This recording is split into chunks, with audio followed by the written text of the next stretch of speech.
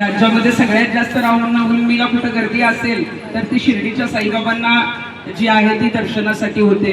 अनेक शेकडो पालख्या ज्या आहेत त्या इथे दर्शनाला येत असतात आणि आज उमरी ते शिर्डी अशा पद्धतीचं काहीतरी 450 किलोमीटरचं जे अंतर आहे ते पदयात्रेच्या माध्यमातून तुम्ही सगळ्या भक्तांनी जे काही पार केलेलं आहे। म्हणजे आता येताना जरा ऊन लागलं तर आम्ही म्हणत होतो की उन्हाळा किती वाढलेला आहे।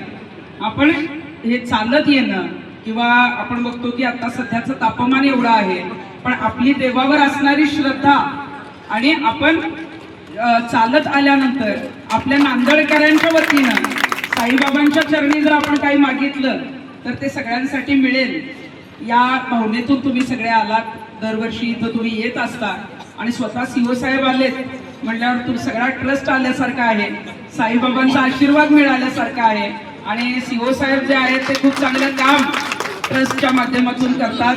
इथं अगदी कुणी छोटं येऊ मोठं येऊ कुठलाही भेदभाव न करता ते चांगल्या पद्धतीनं काम करत असतात आणि म्हणूनच आपण बघितलं असेल की साईबाबांची महती आपल्या राज्यात देशात नाही तर परदेशातून सुद्धा नागरिक जे आहे ते दर्शनाला येत असतात। आपण हा कार्यक्रम शिर्डीमध्ये जो आयोजित केलाय या कार्यक्रमाला राज्यभरातून अनेक पत्रकार सुद्धा आलेले आहेत आणि या पत्रकार बांधवांचा त्यांनी त्यांच्या क्षेत्रामध्ये जे उल्लेखनीय काम केलं त्या बाबतीत जो काही सन्मान करण्यात आला, त्यांना पुरस्कार देण्यात आला, त्याबद्दल मी त्यांचं मनापासून अभिनंदन करते।